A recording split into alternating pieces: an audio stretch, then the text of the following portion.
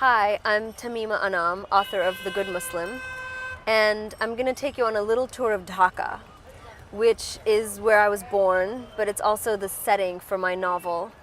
It's the capital city of Bangladesh, and we're just going to go to a few places that are referred to in the book.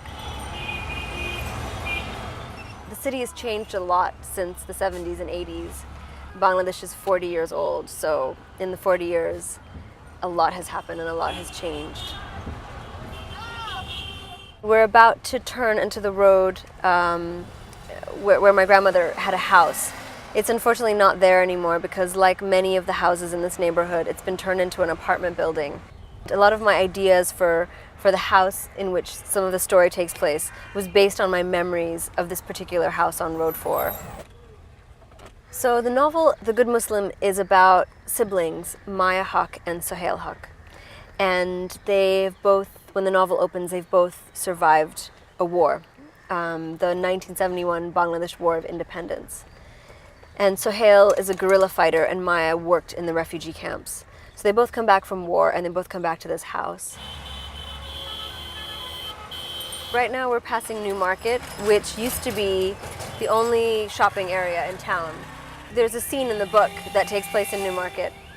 My grandmother once told me that my grandfather bought her wedding sari from New Market for 20 taka or something.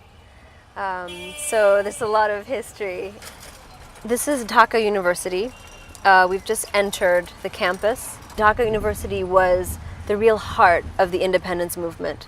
The students were really involved, the professors. There were many, many protests on these streets that sort of led to the revolution and to independence. I always love coming here because it gives me what I think is a sense of what Dhaka might have looked like. So it's a really evocative place. So the two siblings, Maya and Sohail Haque, have both just lived through this revolution. And they both come back and they're sort of haunted by the things that they saw and the things that they did. They're both trying to cope with the aftermath of war and try to figure out how to live the rest of their lives. They each make very different choices. Maya feels this kind of real communion with the country by living in the villages and living a very simple kind of life of an ascetic. And her brother, Sohail, comes back from the war and is very lost, and ultimately he turns to his faith. So for him, the kind of moral choice is to forget the past. There's obviously a big conflict between them, and the conflict comes to a head when Maya returns from the village and she comes back to the city and she sees her brother now completely transformed, and he has a little boy who he decides to educate in a madrasa rather than in a school. So Maya falls in love with this little boy and she desperately doesn't want him to go and live in a madrasa, and she fights her brother. And this is kind of the heart of the story. It's these moral choices that these two characters make in the aftermath of war.